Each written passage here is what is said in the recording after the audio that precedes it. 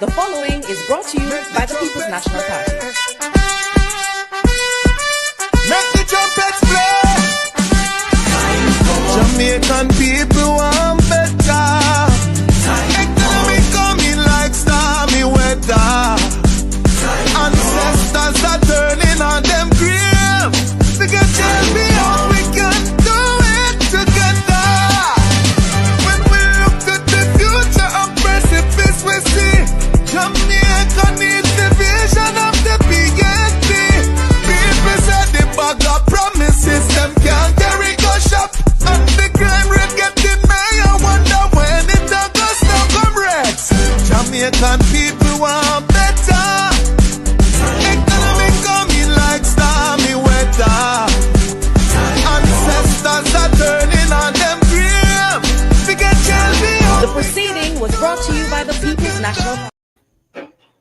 The scale of dealing with anti-corruption issues. So there is a learning curve that we are going through. What is important is that the government supports the development of the institution so it can accelerate very quickly on that learning curve and provide the resources so that they can move very quickly on the learning curve, and that the government does not intervene or interfere. And that message goes to the opposition as well. Leave the anti-corruption and policing agencies to do their jobs. I don't want you come to me with that foolishness, you know. You elect a prime minister, and is a prime minister run the country. It is time we learn to hold our leaders accountable for their actions and stop making excuses for them. Stop making excuses. Otherwise, go elect the people who really run in the country. And I don't want the right side that stupid argument. Hold the people you elect accountable and stop making excuses for them.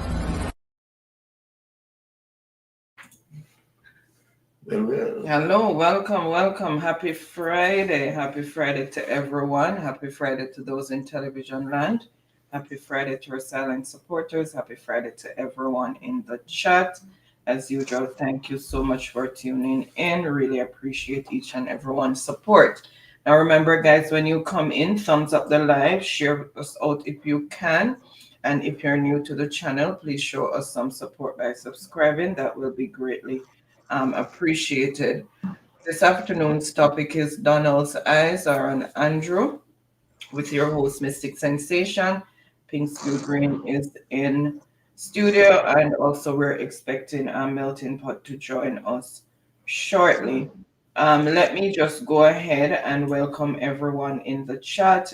Dorothy McCoy, Carla Ebanks, my mother, Falmouth Girl 2, Sonia Johnson, John Rock 8766, Pamela Okolo, Laris Beckford, Paula E, Yvonne Garrix, Charmaine Platt, Elga Fletcher, Audrey K, Leighton Brown, Rena, Maureen Vassell, Catherine Daly, Monica Hall, Richard Patriots, Sonia Graham, Iselin Fairweather, Yvonne Green, bless up yourself, welcome. Real Black Woman, also special shout out to all our moderators and to all our channel members. Also Angela Thoms, Phyllis Brown, bless up. Without any delay, Baron, you can go ahead. All right, thank you for that, Oni. Let me just get into the background in terms of, right, what is on the menu for today, right? And we are much happier today, right, in terms of our journey, right, as democratic socialists. And of course, right, in terms of, you know, certain events, right, on the unfold. So we'll be addressing those. So we have the topic like justice prevails, right, through Jamaica and make them richer, right? Drugs found on the Jamaican coast, we have that to discuss. A dictator in the making, we have that to discuss. Line about the economic security and fiscal space, right? And of course, we'll be delving into our main points, right? Where, before we go in there, we're just going to ask Lady Spinks. I think Melting Pot will be tuning in later, or if not, right, will be on the next shift if he doesn't come on to this one. But remember, folks, that later is where we're gonna have bombshell after bombshell after bombshell after bombshell, right? So let us, utilize this as a precursor into what we are going to have later. I think, Melting Pot reserving all the energy for later because he's very excited in terms of what we are going to deliver later. So let me say that he's very excited, right? But we have in studio now Lady Spinks, right? And Lady Spinks quite powerful and impactful. And I'm just going to give her the opportunity to meet and greet her people. Lady Spinks. Thank you. Thank you again, Uncle Byron. Good afternoon to Lady Anne Marie, Uncle Byron, to everyone in the chat, Comrade Leader, Jensek, our new VPs, Chairman, Chairwoman, our 63 PNP candidates that went up in the last election, and those who were successful and those who were not successful in their bid to be elected. I would like to say good afternoon to every brother and fire comrade, and especially to my comrades and brothers and sisters in arms. Arms not in physical arms, but spiritual arms against the wickedness and the evil of Yes. Northwest St. James. Because Northwest St. James, trust me, we need special prayer for that constituency to get the traumatized people out of citizens citizens from Northwest out of the dictator hands. All right. And I yield the floor to you, Uncle Byron. Thank you, my Lady Spinks. My Lady Spinks up and ready. I mean, new mic system, right? Powerful. And said she's going to give us another surprise in terms of more gadgets that she'll be adding to her system, make her quite powerful and clear, precise, right? Love that. Let us, in terms of my happiness tonight, because I'm really smiling in terms of what I am going to speak on the unity in the People's National Party. We want to tell the naysayers that we are pretty much united, right? We are comrade brothers and sisters, and we have no comrade leaders going nowhere, and the Jamaica Labour Party cannot separate us, no matter how they try. And my people, they are trying very hard, And the reason why they are trying very hard, because they know that the People's National Party 2/3 majority is quite powerful. And when I said sorry, they know that the People's National Party reducing the power of the Jamaica Labour Party 2/3 majority is a significant defeat for the Jamaica Labour Party, and they are trembling. The dark clouds to come, and we are going to address it. But one of the first things that we want to get in, I want to speak to the Commissioner of Police, right? But before I get there, let us show the happiness to them in terms of the unity, right? We are definitely together, and we are strong, right, as a team, and we are moving forward. We are stronger together, and we are moving forward. So let us burst their bubbles. Let us play what the Gensec has to say. What that Gensec is just telling them, that look, nobody with the propaganda in the room, You people not getting anywhere. Go ahead, honey. I'm Dr. Dayton Campbell, General Secretary of the People's National Party. Today, being September 26, 2025, we closed nominations for the post of President and Vice President at midday. For the post of President, we have one nominee, Mark Jefferson Golden, MP from South St. Andrew. And for the post of Vice President, we had 4 nominations. That being Michael Phillips, MP from Northwest Manchester, Ian Hales, Member of Parliament from Western Westmoreland, Natalie Nita Garvey, Member of Parliament for North Central St. Catherine, and Mayor Norman Scott, who is the Chair of the St. Catherine Municipal Corporation. That being the case, we will have no need to hold any elections because we have sufficient nominees for the posts that are available. I want to use this opportunity to thank Comrade Donna Scott Motley, who served as Vice President over the last couple of years. She took a decision not to offer herself for re-election. She did a tremendous job in the capacity as Vice President and also during the election campaign, and I want to put on record our appreciation of the service that she has offered. The People's National Party will now move forward with our other activities, starting with our two-day NEC in the first weekend in October, and our annual regional conference and regional election of regional officers. And then we will have a one-day private session of conference on the 30th of November. The word has been and continues to be loved. God bless. All right. That being said, and now that we seal the unity and we are moving forward with love and greatness and joy. So now let me tell the Jamaica Labour Party, right, that there is one vacancy pending for leadership in the Jamaica Labour Party. There's none in the People's National Party, you know. When you hear that loud and clear, we close that. Close. But remember now, Jamaica Labour Party, that there is one leadership race pending in the Jamaica Labour Party as it relates to, we are anticipating the Paul Buchanan case and the Andrew Ones case. And that is going to create a vacancy pending as it relates to the Jamaica Labour Party. So, Big Mama, Charles Davis, we have that clear, that the only vacancy pending is in the Jamaica Labour Party, right? And please prepare for that because it's short coming. Pinks, Ladies Pinks, do you have anything to say on that? Right, you can just squeeze in if you have anything to say on that. Of course, Uncle Byron, I have something to say about it, and I agree with you exactly on what you're saying. They have a leadership race coming up, and we should also highlight the fact that right now there are 4 divisions right now in the country without any councillors. So we have 4 divisional by-elections to come up soon. Remember, Jamaicans, there are 4 divisions still without any councillors right now. Recently, we had a death of one of our PNP councillors.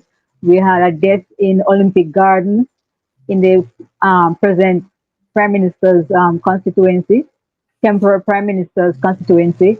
And we have 2 more out there that needs to have coming soon, because these by-elections should have been done before the general election, but they were not done.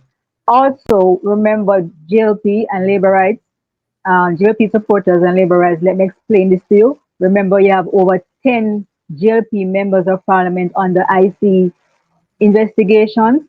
So, you know, there are basically 10 by-elections coming up very shortly. And remember, Kim Brown is part of the Rural Reed case going up next month, the 6th of August. So she's part, whether she's going to become a witness for the state or continue to be a defendant on Rural Reed's side is up to her. But your counselor from Brownstone, she has a case to answer before the court concerning Rural Reed case. Don't forget that. So there's a possible another by-election there too.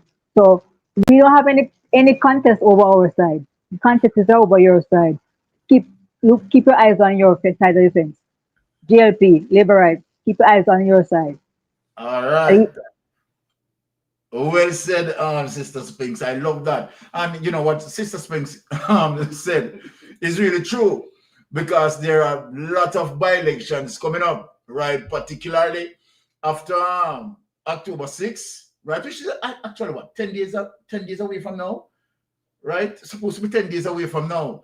That yes, some at least some by-elections will be opening up as it relates to yes, Kim Lawrence there. All right. Kim Brown. Sorry. Right. Brown. Thank you, Mr. Spink. Now let us move our attention to the Commissioner of Police, because it was on the Titans why we were discussing this, and the very same thing that I said, right, is the very same thing that played out. Because I was saying when I was on the Titan that they have not come out and speak on the issue, and so then of course they are trying to do damage control, right? But what we have heard is even worse than what I was actually speaking about, right? I want you to hear the Commissioner of Police actually sent to Jamaica, right? Doubling down as it relates to extrajudiciary killings, right? Extrajudicial killings. So I want you to hear it, right, for yourself, my Jamaican people. Let us read it and get into that. XCOM Jamaica Constabulary Force. Let us dive into that. It is unbelievable, right? Let us read, right, and dissect this. So this is the Jamaica Constabulary Force response. The Jamaica Constabulary Force has noted with concern the recent public comments made by Assistant Commissioner of Indicom. Now, I want to know what public comments made by Assistant Commissioner Indicom that the Commissioner of Police is really addressing, because it is Indicom who has the responsibility, right, to investigate what believed to be any form of extrajudiciary killing. So I'm wondering what the Commissioner Police is talking about, right? Hamish Campbell suggesting that it is a perfectly legitimate approach for the Commissioner of Police and senior leadership of the JCF to speak publicly on fatal shootings under investigation in order to reassure communities. Let me see how you reassure the communities. This position is at best, right, disingenuous, given the repeated public and private concerns raised by Indicom in the past whenever the JCF has issued statements or offered commentary on such matters. Indeed, Indicom has previously published guidance which states Indicom is always careful and sensitive when issuing commentary on any Indicom investigation, as premature dissemination of information can have an adverse impact. The Commission urges law enforcement bodies to be mindful of this reality or contact Indicom prior to the issuance of statements on Indicom investigation.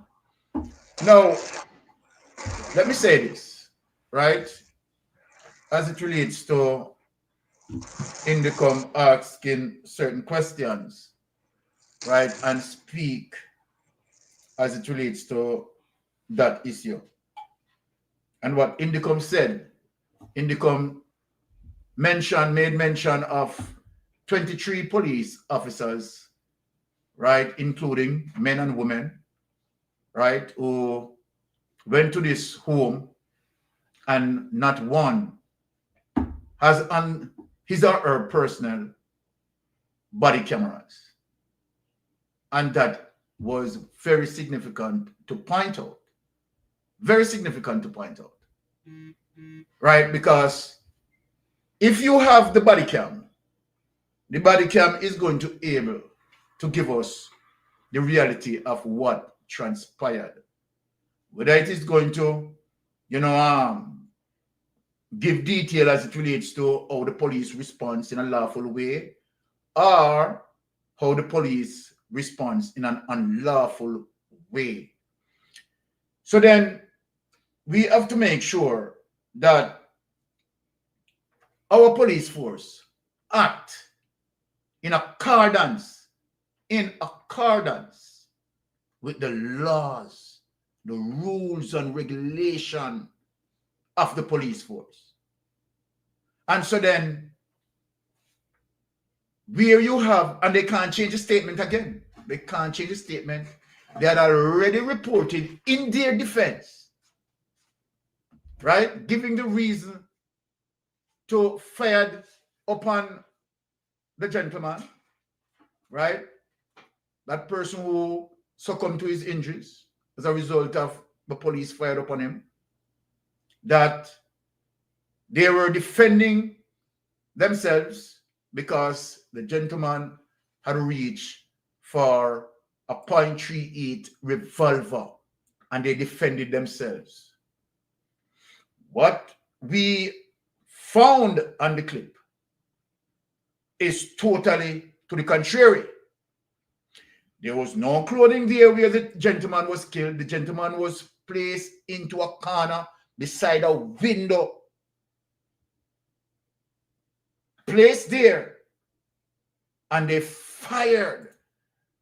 They totally assassinated him. Because that's what they did. And so they can't, try to reverse what they had already stated.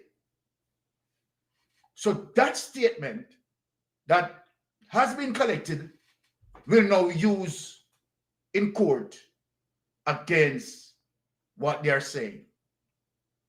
Right? And these people are to be held responsible, right, for the number 3 of the person. Now let us get into the next clip. Nigel Jones and company. Now, my Jamaican people, before I get into this next clip, I'm going to show you, as it relates to Andrew Owen's vindictiveness. Right, Sister Spinks? This is something that, we have to put out there. That they are now acting vindictively as it relates to Mr. Cameron. And we are going to show that because I get information, right, from the law firm. People, I got information from the law firm as it relates to what I'm going to show now, right? People look on this document and this is just politics. You can't have a government, even if you identify that, okay, all right, that person, political preference is PNP or whatever political side that person choose. You as a government is going to be vindictive against the person because the person's a PNP or the person's a PPP or the person, you understand? Providing that the person is not a JLP person, then, we have seen that played out. Even the very same utterances from Desmond McKenzie, right? When he said, no, PNP, me and now getting money for spend. We have seen that. Warmington, sorry. Right? We have seen Warmington came out and made statement like that. And so then we see that the Jamaican Labour Party is acting in such a vindictive way. Look at this, my Jamaican people. Let us bring up this document. Nigel Jones and company. Let us get into that particular document for Jamaica to see it for themselves. Right? And wish now they are putting now, right, the Jamaica Constabulary Force, exposing the Jamaica Constabulary Force to more lawsuit. Now, this is September 26, 2025. So this is today, right? Yesterday. Oh, today. No, today. 26. Yeah, this is today. Now, Television Jamaica Limited, 32 Lindros Road, Kingston 5. Attention, Mr. Milton Walker, Group Head of News and Sports, Mr. Dashan Hendricks, Business and News Editor, and Mr. Anthony Smith, Chief Executive Editor. And it reads, dear sirs, we act for and on behalf of Senior Superintendent of Police Wayne Cameron. In a series of recent broadcasts on your television station and publications on your website and on your social media pages, you made reference to our client. The broadcast and article contained the following defamatory utterances about our client. Now, TV broadcast website and social media pages. Number 1, TVJ News has learned that the accounts of the Police Officers Association, POA, are the subject of a major financial investigation. Number 2, the POA is comprised of the leaders and managers of the JCF from the rank of Assistant Superintendent to the Commissioner of Police.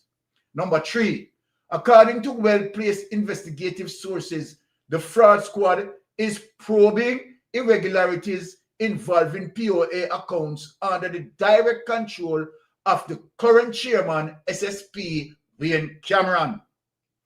It's understood that the probe involves the movement of the POA members' funds to personal accounts despite requests at the last general meeting, which was held in 2022. Want to see the vindictiveness and the lie that conjure up?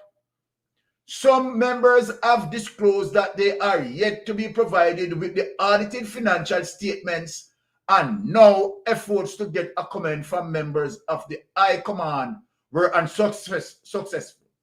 It remains unclear when the next general meeting to elect a new executive will be held. Now, the allegations you publish mean and are understood to mean: 1, our client, who is a senior law officer, is under major investigation in relation to a financial crime. That is how they make it look. Number 2, our client is in direct control of a POA accounts which are the subject of irregularities. Number 3, our client was or is responsible for the irregular movement of monies from the POA members' funds to personal accounts. Them sort of vindictive behavior and vindictive allegations to undermine, right? Number 4, our client is being investigated by the fraud squad. Number 5, the absence of audited financial statement is related to the movements of monies to personal accounts, and there is, number 6, unclarity surrounding the holding of the next general meeting to elect a new executive because of irregularities with the POA accounts. The charges amount to a very serious libel on him and have caused him considerable distress and embarrassment. The allegations made against him are false, and your attack on him was unjustified and unsubstantiated in circumstances where our client, 1, and the POA have not been contacted by the fraud squad nor any other criminal branch. And you see them, the media works, them propaganda media have it out there. You understand the spread that, trust me, it is just this government. And at the same time, it is this government is saying to people that these people must not listen to social media vloggers, right? To the fact that we are showing them up. You understand? We are speaking the truth. And them with their disinformation and misinformation continue, right, to go down the line. It's not clear what accounts are being investigated, nor who the complaint is. Senior members of fraud squad are not aware of the investigation. Want to hear that, people? The PO does not represent the Commissioner of Police. Has advised that as part of PO legitimate function, it is not unusual to move funds to personal accounts. For example, in relation to the bereavement funds, advances are refunded to officers, and so are legal fees and education funds. The discussion at the last annual general meeting was for audited financial statement to be presented at the earliest convenient opportunity, and it is not unusual for the PO to conduct their annual general meeting after 2 years in office. In the circumstances, our client requires from you, as a matter of urgency, a full and unequivocal public retraction, an apology in terms to be approved by us and to be published with the same prominence given to the offending broadcasts and articles. Our client also requires your undertaking to refrain from any further defamatory remarks. We have also advised our client that he is entitled to substantial compensation for the injury to his reputation. Our client will also require a payment by you of all legal costs he incurs in this matter, If we do not receive a satisfactory reply by Friday, October 3rd, 2025, our instructions are to file a claim in the Supreme Court, etc. In the meantime, our client reserve all his rights. And see that? You're sincere, Nigel Jones and company, right? Yes. And that fear happen to you. When no love mix up in a pasa, right? And that definitely fear happen to you people. Let us take this away. Spinks, you want to make any mention on this matter? Yes, Uncle Baron. All right. Of course. Let us bring in Spinks on this, right? You know, your wife said we should get popcorn and juice and water. Exactly. I didn't have time to get any popcorn at the supermarket today because I was in a rush to get back home. So Yes. I got some cheese tricks. I was just having the cheese tricks a while ago while you were Yes. reading the letter because I found it so entertaining.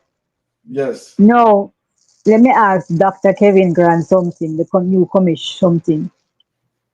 When the SSL account holders came out and talk about the fraudulent transactions about their accounts and were complaining, old people, Usain Bolt, and all the other account holders of SSL, did we get a comment from Dr. Kevin Grant about No. okay, all right. That's the only question I've asked Dr. Kevin Grant Yes. Is it on Kevin this Grant or issue. Kevin Blake? Pardon me? Is black? Is he Grant or Blake? Kevin Blake, that's his name?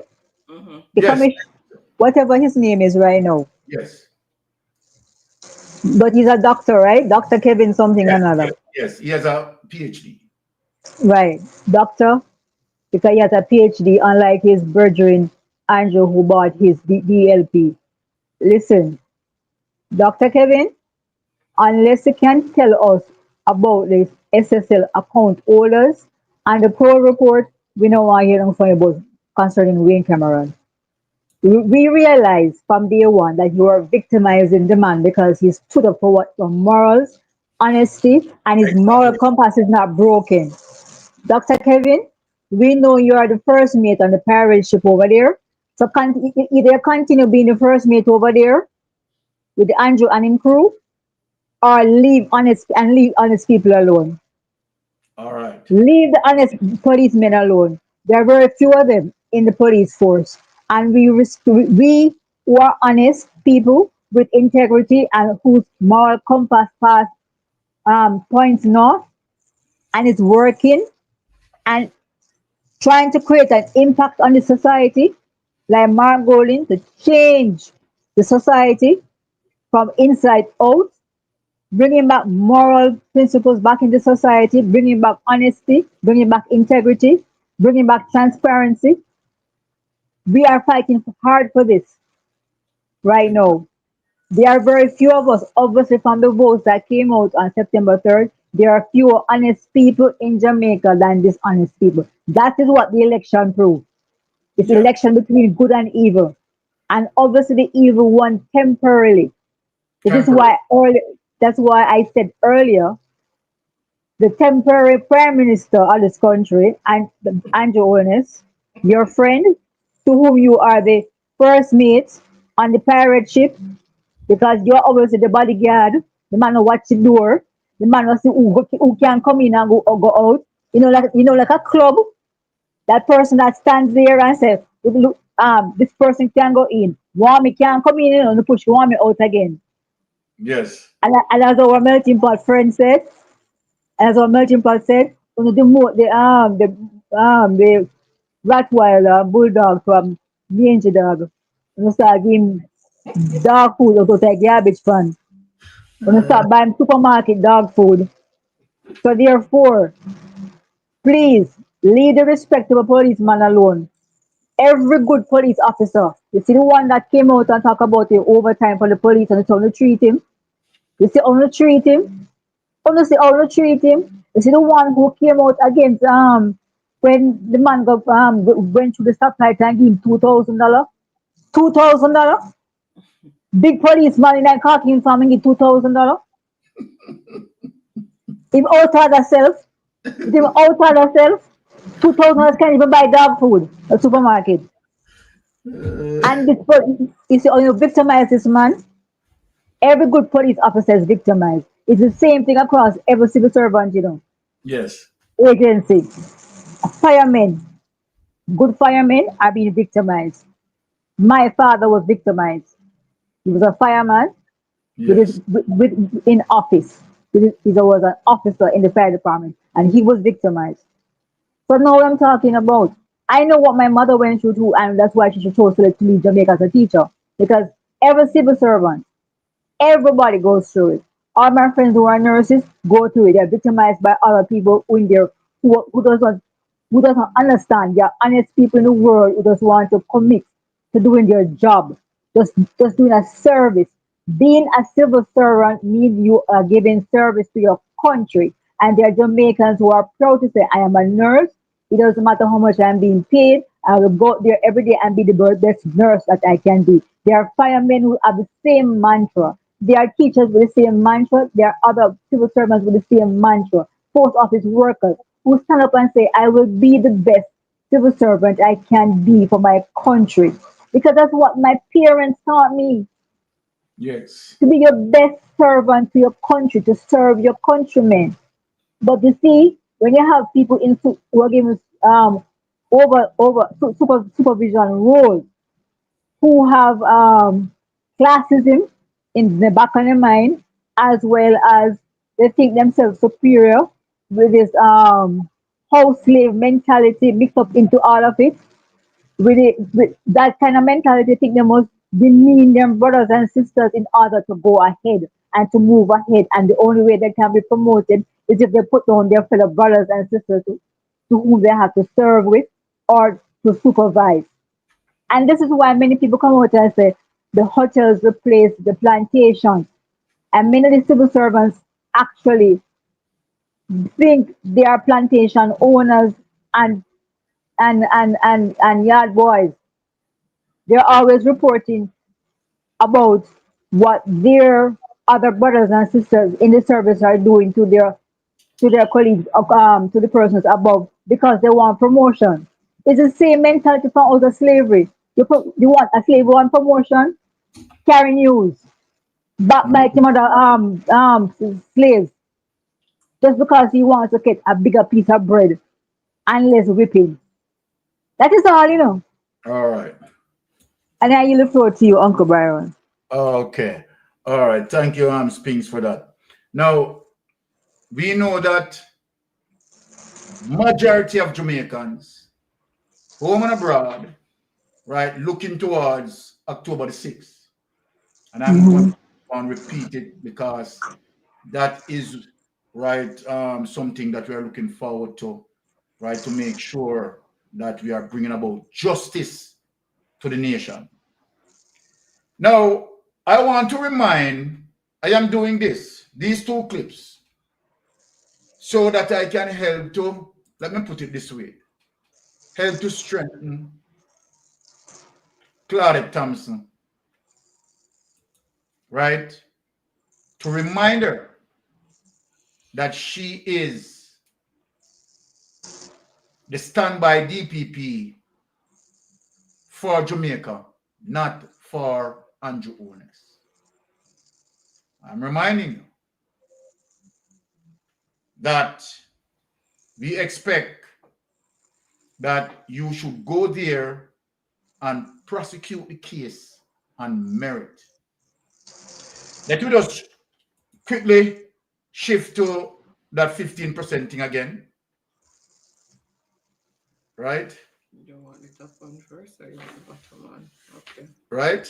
Let us shift to the 15% of witness that she so-called missing. And I'm going to show her something to remind her of her oath. 15% of witness missing in rural retrial. Approximately 15% of witness in the multi-million-dollar fraud case involving former education minister and Senator Rural Reid cannot be located. But the trial will commence in 3 weeks as scheduled. Prosecutors have revealed. We are saying thanks for that. It will comments. Take that away. And let now me just give her a reminder of what happened in St. Kitts. So let us go to the St. Kitts and just give Claudette Thompson, right, a background in terms of what we expect that Claudette Thompson should do as it relates to holding up her office, right? We expect the same behavior that the St. Kitts DPP, right, has done. And I'm showing the world this as it relates to this example that need to be followed by this DPP right here in the Caribbean. DPP shed lights on alleged judicial interference. We are talking about judicial interference now. Now listen what happened in this case.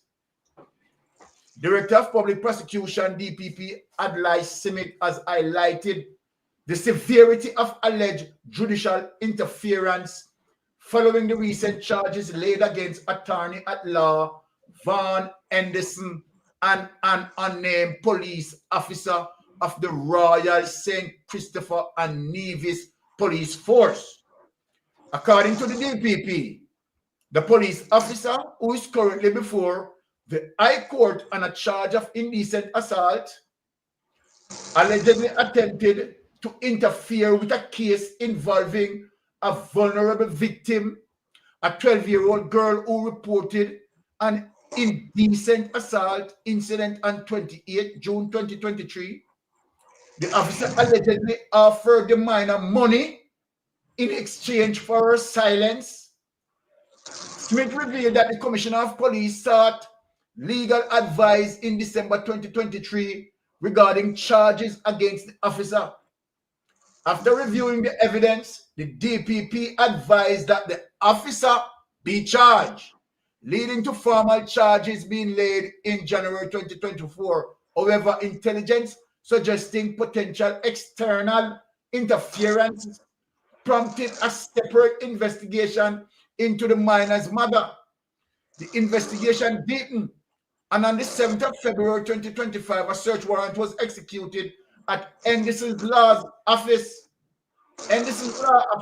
resulting in charges of attempting to pervert the course of justice and money laundering against both Henderson and the police officer. Smith emphasized that the charges are merely allegations and all accused individuals are presumed innocent until proven guilty. He also indicated that further charges against the mother are expected. Expressing grave concern, Smith said, the justice system as a fundamental, let me just read this, open quote. The justice system has a fundamental duty to protect children from exploitation and abuse, and any efforts to manipulate the legal process to obstruct justice will be met with the full force of the law. The DPP also condemned the practice of witness interference and the acceptance of financial compensation by mothers to avoid prosecution perpetrators of sexual offenses against their children. He described the trend as a betrayal of trust and a direct affront to the justice system. Why am I reading that? I am reading that to say, as a result of the assault, the alleged assault that World Reed and others have in terms of robbing from the Ministry of Education, and how important it is that losing that money from the Ministry of Education affects our children, and there should be no interference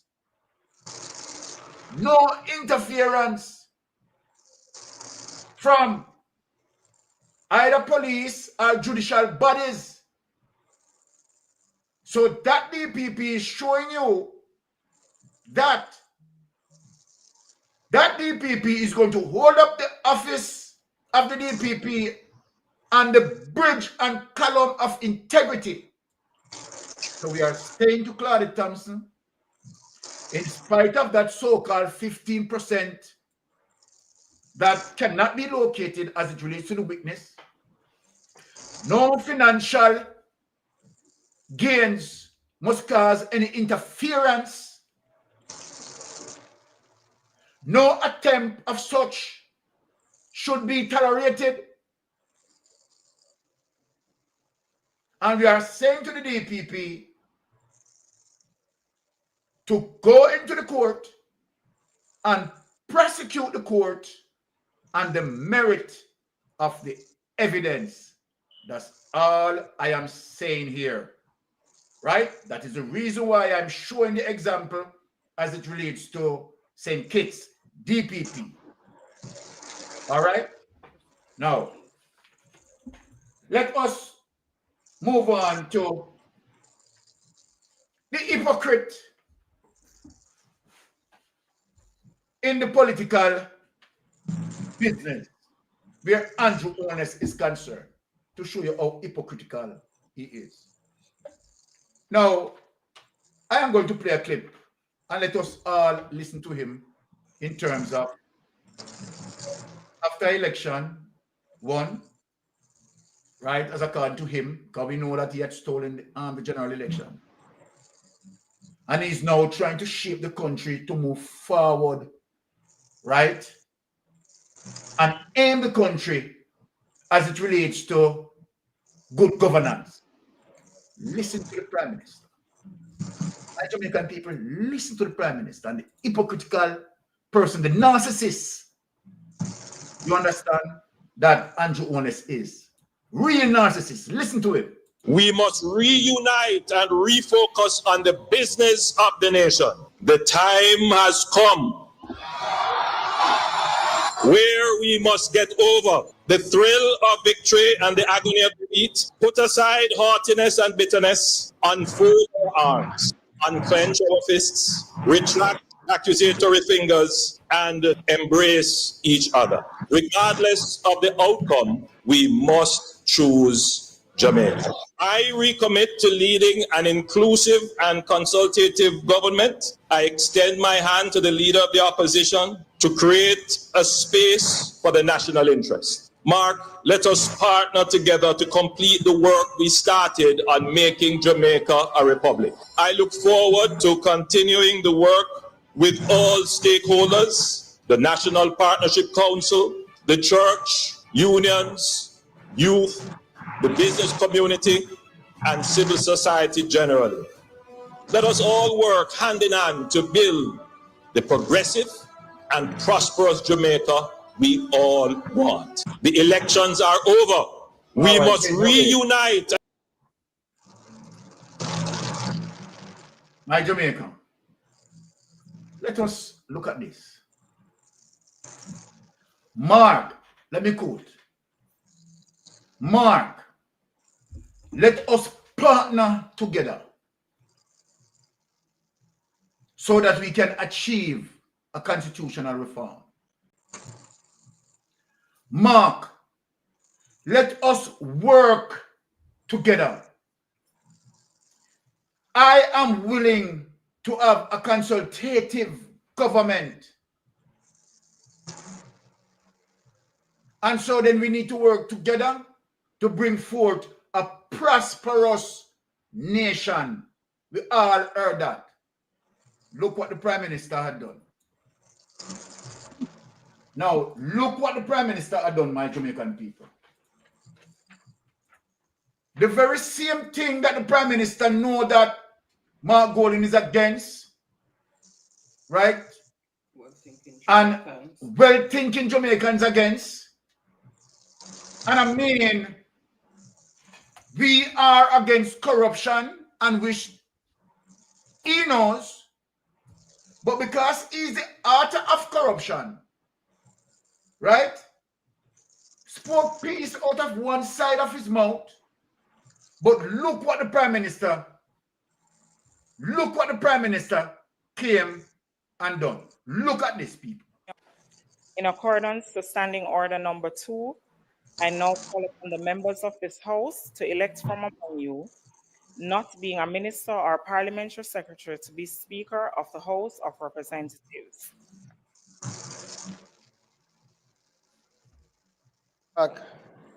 Madam Clerk, I beg to nominate the member-elect for East Rural St. Andrew to be Speaker of this House.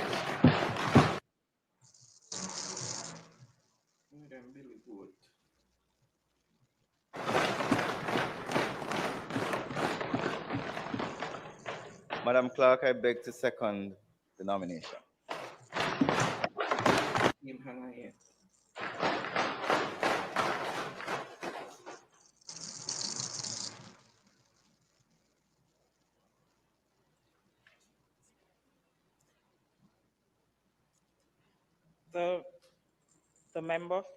The member-elect for East Rural St. Andrew has been nominated and seconded. Are there any other nominations? Take that mess away. My Jamaican people, Andrew Owen's first business of the day is to double down in corruption. First business of the day, to double down in corruption, to rub Mark Golden nose into his mess, to rub every Jamaican's nose into his mess. Because, believe you me, even you have GLP members who know that that is not right. You have some GLP members who are critical thinkers, know very well that that is not right. Why it is not right, people? You can't have the Prime Minister who is currently under investigation and his wife sits on the Speaker's chair.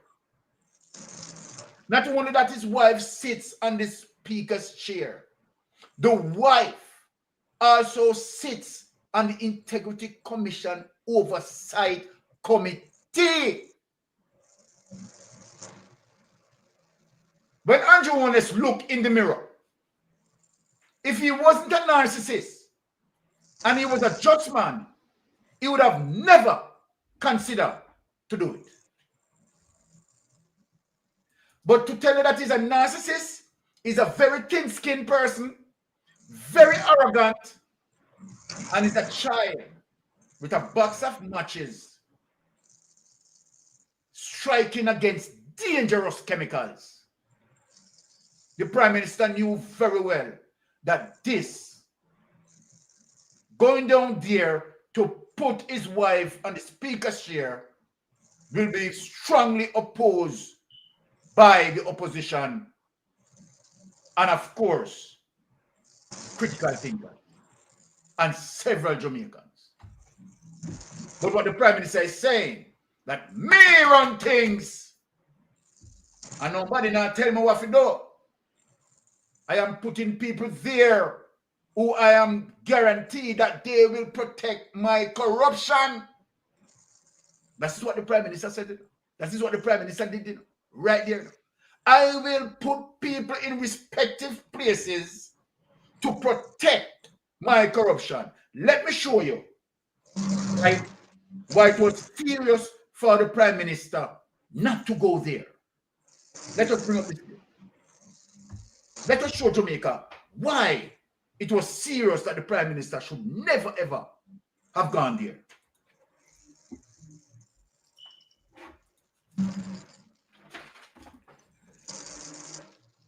The Prime Minister is a laughing stock when it comes to him talking about unity. This is the reason why.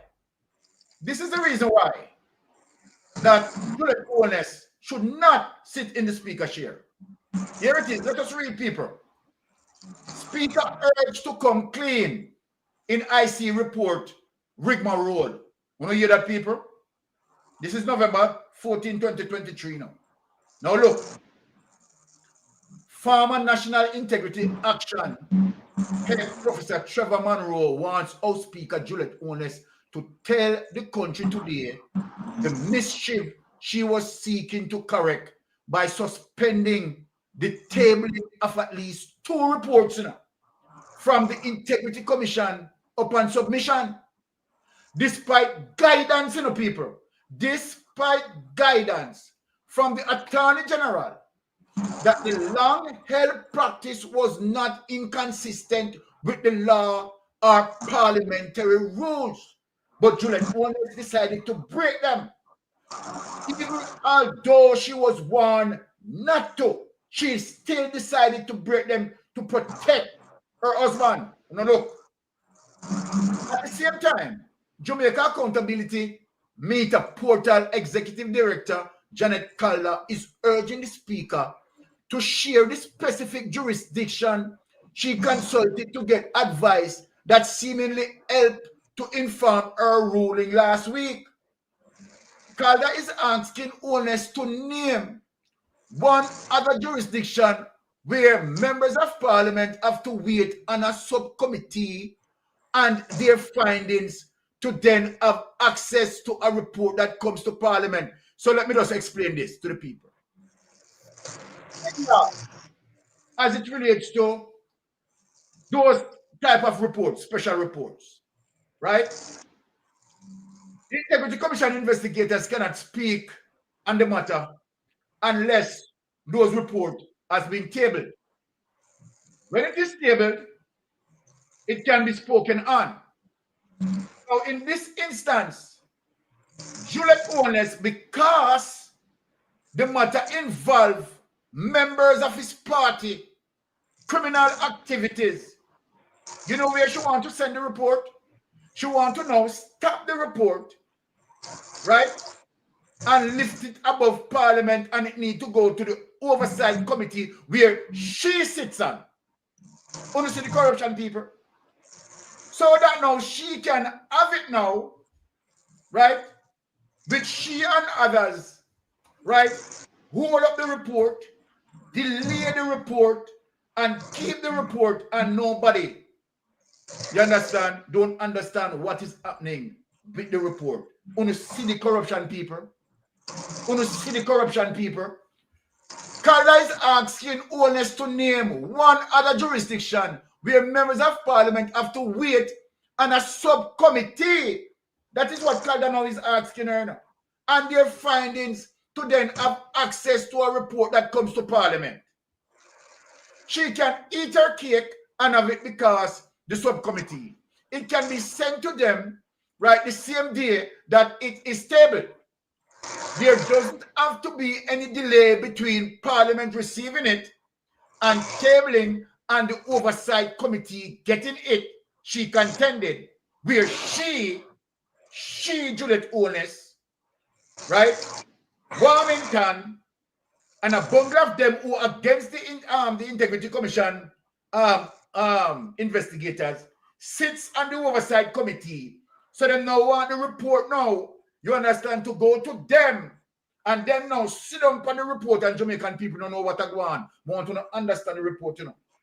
You understand, and the wickedness of Juliet Owens as it relates to this action where Andrew Owens now put her back, right, as Speaker of the House, because Andrew Owens want her to carry on the same nasty behavior. So may I show it to the people. The Speaker told members of the lower house last week that special reports and annual reports from the IC, when submitted to Parliament, now would be sent to the Integrity Commission Oversight Committee for consideration, where she sit on. So then her husband case, right, her criminal friend them case must go to her, right, who sits on the Oversight Committee, where they can consider whether or not the report must be cleared. You understand? For Jamaican people to understand. See the level of criminality, people. See the level of corruption, people. Watch this now. Let me read it over again. The Speaker told members of the lower house last week that the special reports and annual reports from the IC, when submitted to Parliament, would be sent to the Integrity Commission Oversight Committee for consideration and report, right? A clear departure from previous arrangement. Because what was the previous arrangement? That when the report sent to Parliament, then it needs to be read out so that Jamaican can be now cognizant of what transpired. She now want to bypass that. You understand? After the report read out in a parliament, it must also now go to the oversight committee where she sits and she and her, so hold on, even she too, let me talk to you people. Remember, she under investigation too, Jamaica people, wake up. Remember that Andrew Owners and Juliet Owners fight together, They fight together, So what affects Andrew Owners automatically affect Juliet Owners, And I ask her answer that, Me they tell her that. What affects Andrew Owners automatically affects Juliet Owners. So then you are going to tell me now, Jamaica, that Juliet Owners, right, who both sits, right, as a speaker on the speaker's chair, right, to create delay with the report.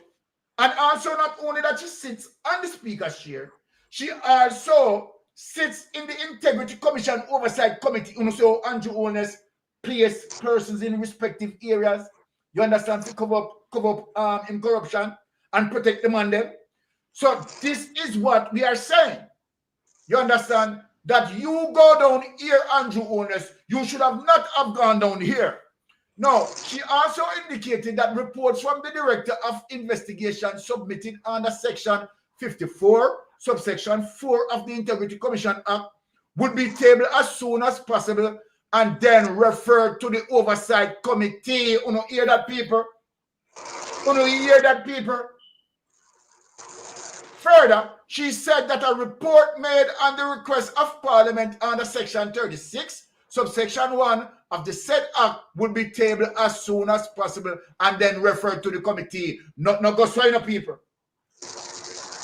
Nothing like this. No go like that, as it relates to parliamentary rules and guidelines, And that is one of the reasons why she was pressured for this. Right? And where they all told her that she was wrong.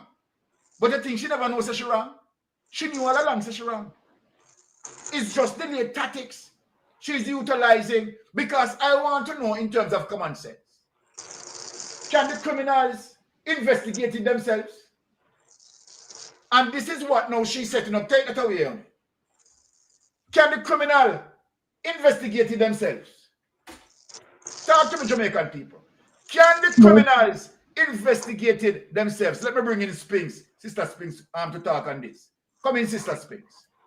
Yeah, thank you again, Uncle Byron. I tell you, so, man, I tell you, so, we need more than popcorn, we need cheese sticks and banana chips and potato chips for this one. Trust me. And lots of soda. Now, let me go back to Claudia Thompson. As your advisor, try and do what the other fellow, the other fellow do in the other country there. Because trust me, you don't want to go to prison. A corrupt DPP can go to do prison time. Claudette, you have children, and I'm sure you have grandchildren. If you don't have them yet, you're supposed to soon expect some. And think of your children's future when you're doing anything like this. When it comes to doing your job, think and take it seriously. No, the 15% that is missing. It must be the debit card and the taxi driver who carried the old lady around, because that seems like a 15% missing. That's the information that they need. Sometimes the 15% is not really needed for the case to be carried through to court. Exactly. No, someone else, as far as I'm concerned, wrote the speech of Andrew when he was doing his reading program, um, circus the other day. Um, no, because I would like to ask Andrew when he's talking about our honest, clean heart, clean hands, Mark Golden, man of integrity, to partner with who? A criminal? A criminal? Exactly. We don't want our criminal leader to mix up with you over there. Remember when your wife in COVID say people must con the COVID victims them?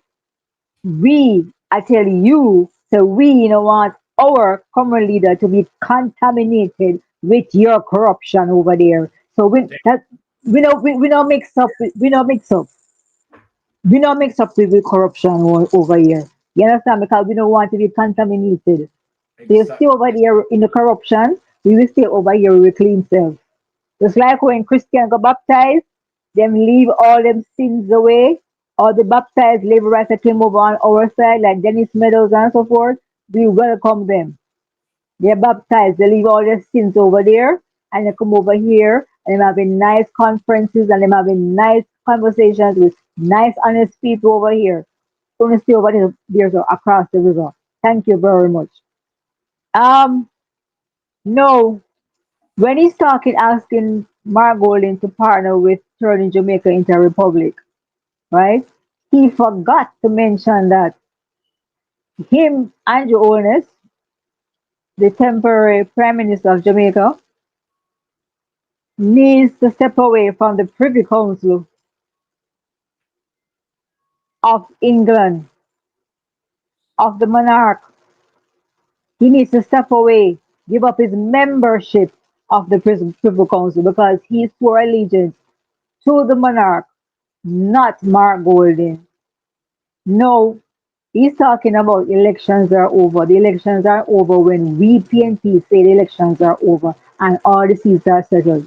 And as we said before, I said before, many by-elections are coming up, and we expect them to be done because some were supposed to be done before the general election, and you did not do them, Andrew Owens. No, when it comes to Juliet sitting back in the speaker's chair, the conflict of interest. We see the whole, we see the entire diagram. We can see the plan. It's no secret what her intentions are.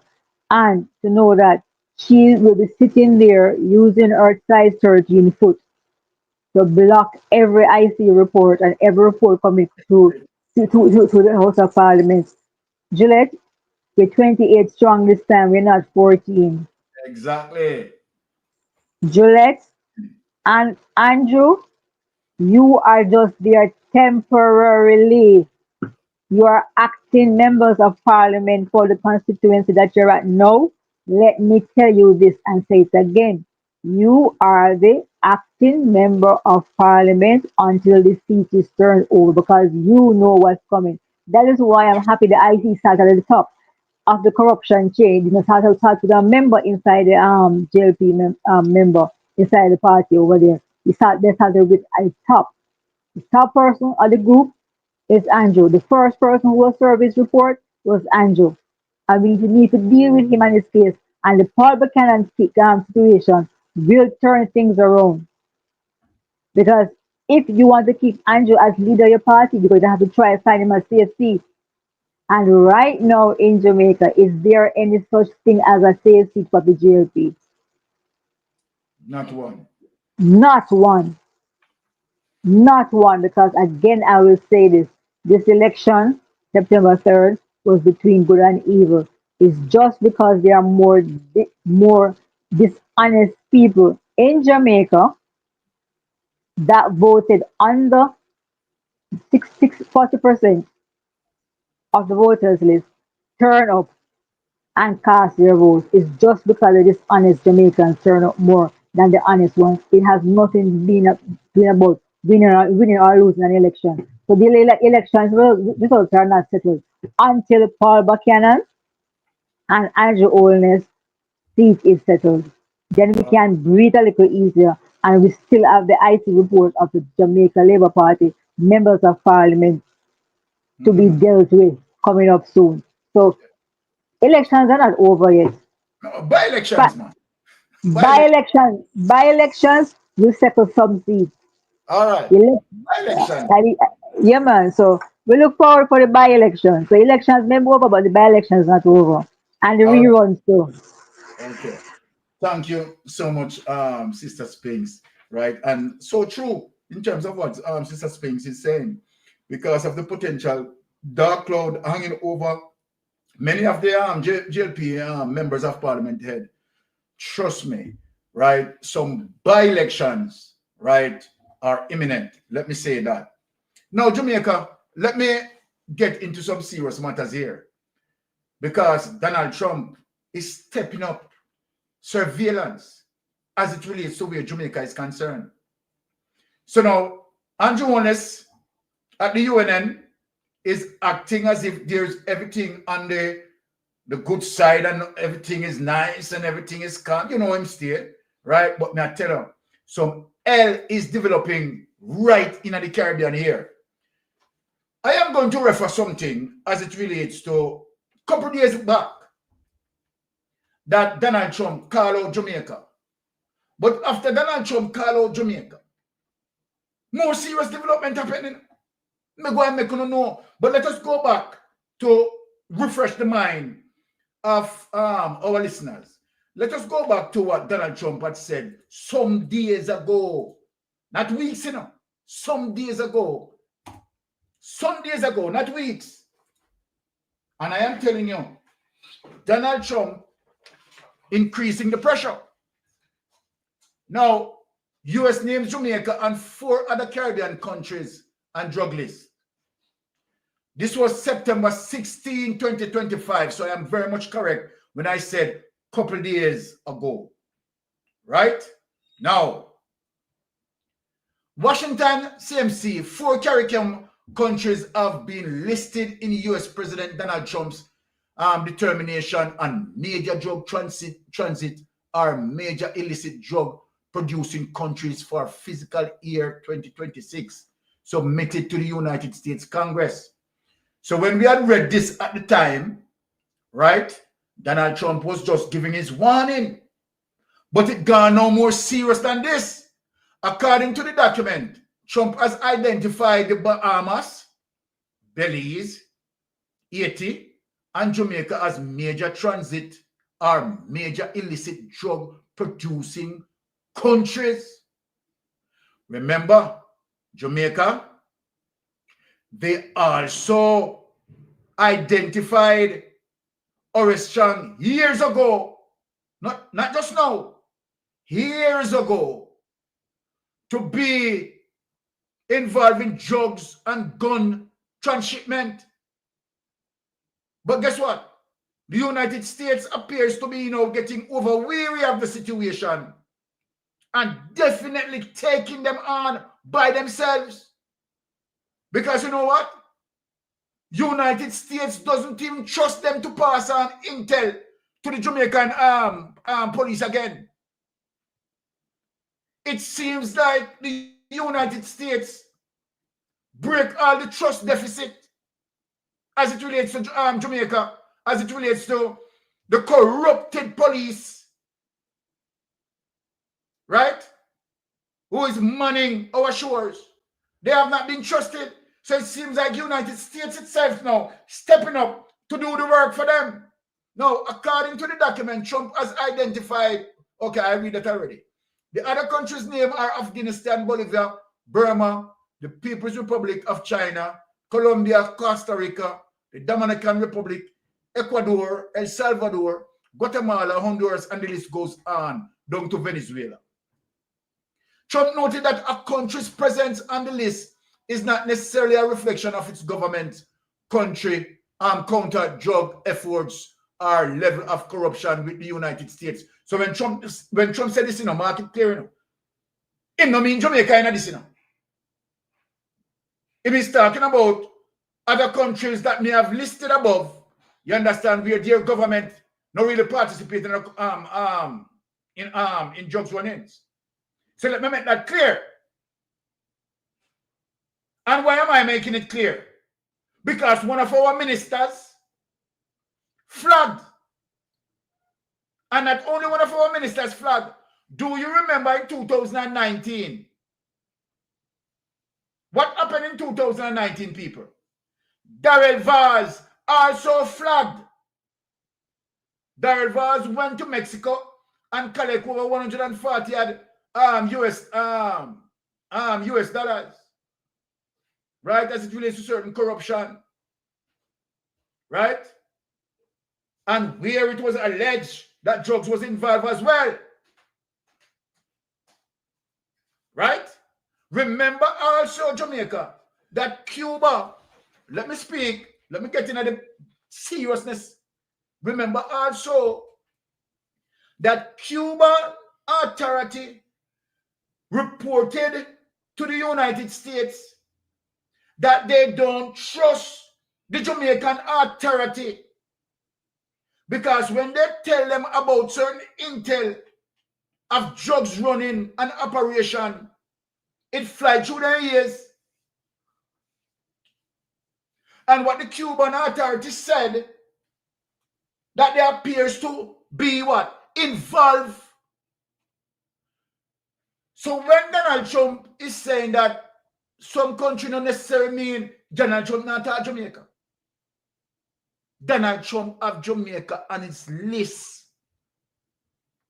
But he said consistent with statutory definition of a major drug transit or major illicit drug producing country outlined in the Foreign Assistance Act, the people, 1961. The reason countries are placed on the list is the combination of geographic, commercial, and economic factors that allow drugs and precursors, chemical to be transited or produced.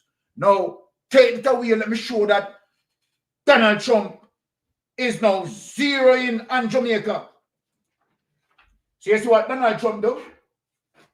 Diplomatically, Donald Trump swim around Jamaica. But this event now is showing Jamaica that, yes, you are the problem. Look on this document. And this is recent.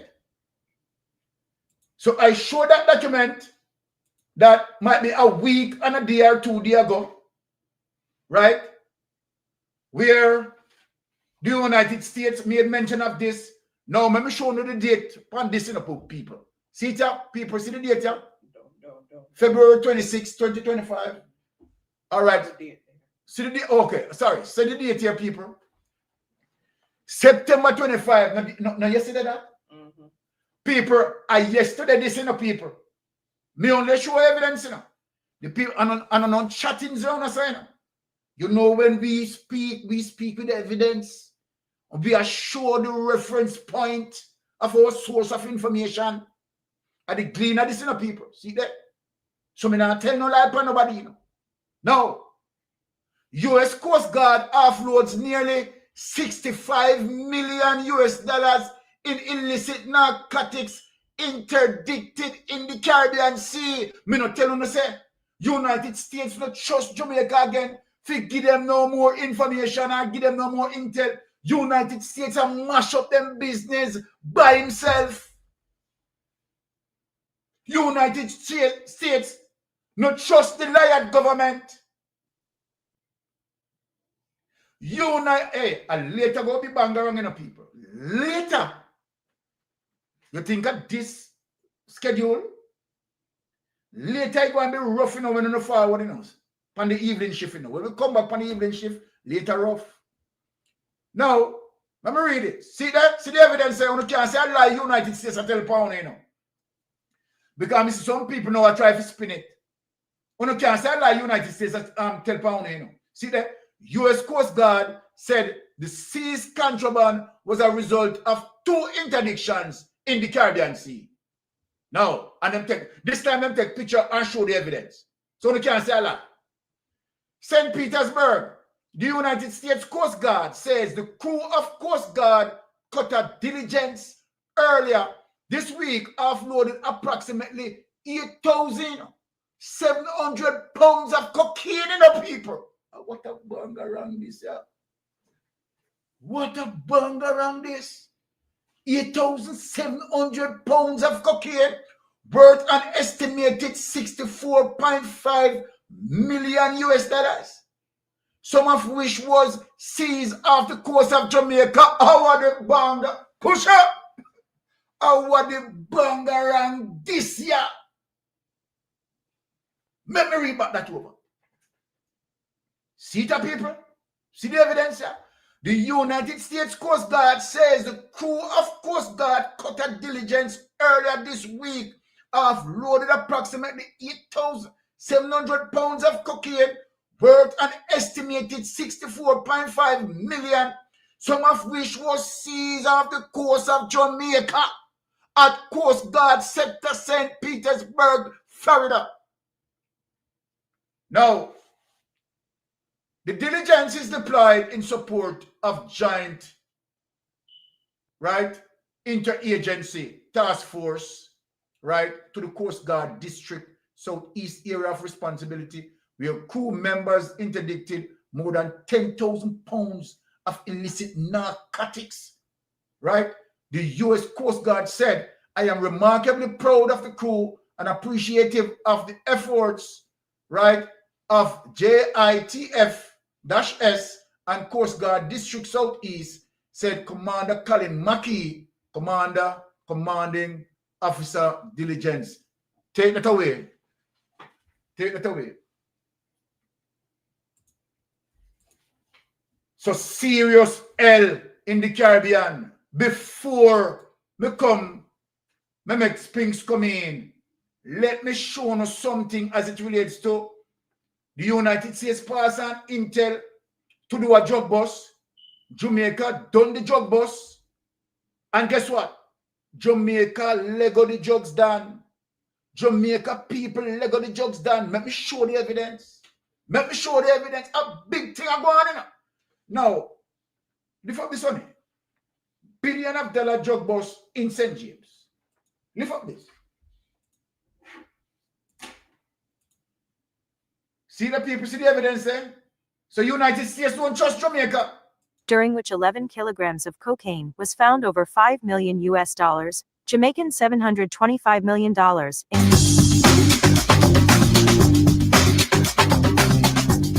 The police have made a major drug bust in St. James on Tuesday morning, during which they seized several parcels containing cocaine. Subsequent to the seizure, a search was conducted at a house in the parish, where the police discovered a large sum of cash in U.S. currency. According to a source, the drugs was discovered during a major operation carried out by members of the Narcotics Police Specialized Operations Team, the St. James Police Division, and the Jamaica Defense Force, between the parishes of Westmoreland and St. James early Tuesday morning. During the St. James leg of the operation, the drugs were found in a Toyota Voxy motor car, which was intercepted in Coral Gardens, St. James, and was searched, during which 11 kilograms of cocaine was found over $5 million US, Jamaican $725 million in cash, and $550,000 US, Jamaican $79,750,000 worth of cocaine were reportedly seized during the operation in St. James. A 46-year-old businessman was taken into custody in connection with that incident.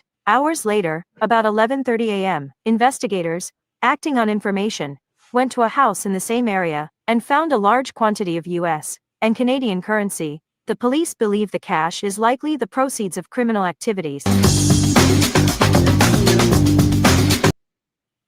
Take that away. Now, Sister Spinks, let me bring you to the floor. Right? What is your take on the matter?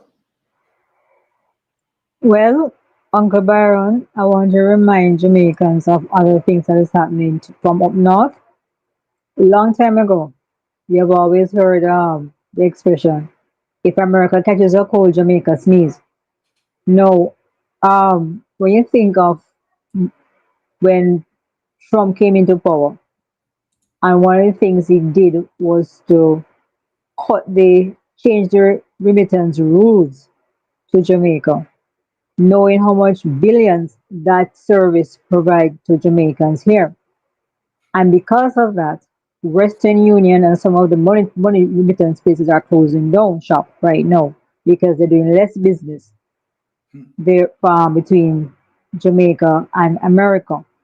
Now, when you look at four countries being highlighted by Trump, Belize, Bahamas, Haiti, and Jamaica for being a drug transmission point, it says a lot because we have all witnessed 3 planes crash in quotation mark, landed, no crew, no cargo. We have all witnessed the container of chickens that floated conveniently into the Kingston Harbor, right? We have witnessed exotic animals like the Ark of Noah coming in from St. Elizabeth And we still have not found that cat. We don't know where the cat is all now. And how many animals coming from Central America or the Americas were transmitted through Jamaica, right? We don't know. I mean, it's not like ghetto people get up one day and say, "Oh, I want a cougar, I want an anaconda," and request it to come into the island. It's always the uptown people who want these exotic animals, right? And when you think of the drug trade, it has nothing to do with ghetto people. Ghetto people are basically the users of the drugs, most of them, right? So it's a classism thing. The importers and the exporters of these drugs are the uptown, Iron Shore, Beverly Hills, Cherry Gardens, Jackson Hills kind of people. And we must look at it at that angle. Look at where the drug bust was found in Montego Bay, Coral Gardens.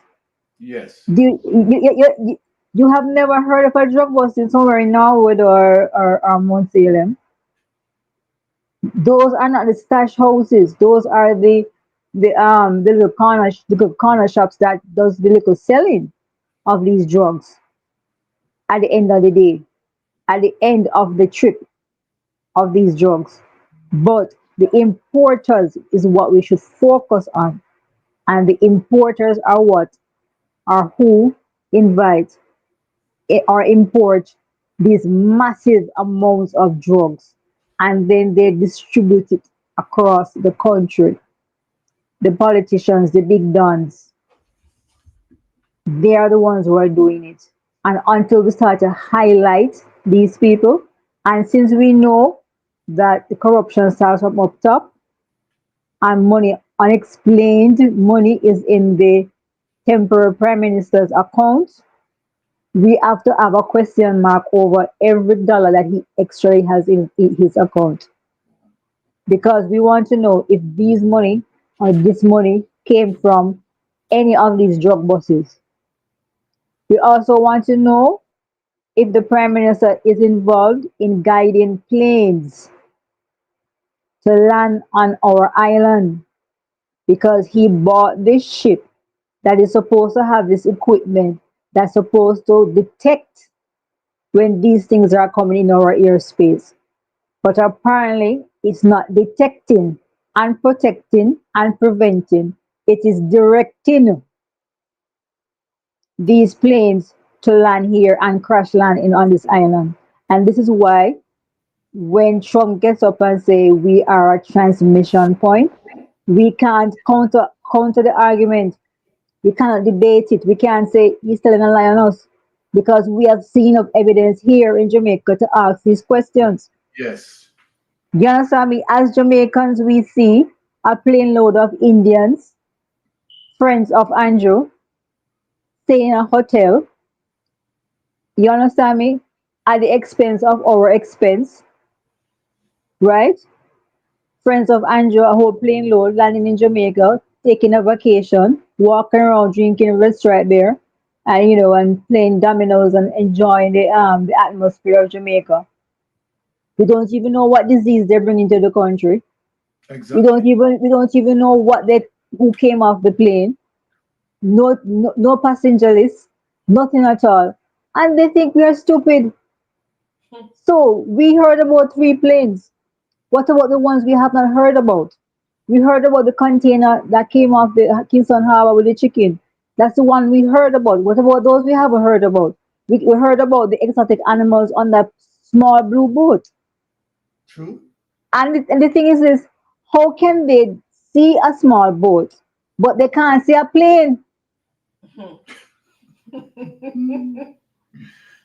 Somebody need to explain this to me. Chang? Chang? Chang? Hello, wake up. I'm talking to you. I know you're always sleeping, but stay awake long enough to have this conversation with us, please. How comes our equipment can detect a small boat coming in with animals, but we can't detect a plane that it had a crash land? And nobody can explain that container, which ship it came off. Nobody can backtrack and say that container, each container have a number. We know that. It must come from somewhere. The UFO did not land it in the Kingston Harbor. But Spinks, we have roughly about 3 plane crashes, and we have not heard anything about the black box that would have told us what really transpired as to the reason those planes are crashed. Go ahead, just strengthening your argument. Thank you, Uncle Baron. But you see, the black boxes are not black boxes; they are green boxes. I like that. So it cannot be found. They cannot be found. They cannot be found. Just like how we had the election and boxes are stuffed. You understand me? So they have a thing with boxes, and I hear the floor to you, Uncle Byron. Spinks, trust me, that was a wonderful one there. Right? Those black boxes are not black boxes, they are green boxes. So they are not going to be found.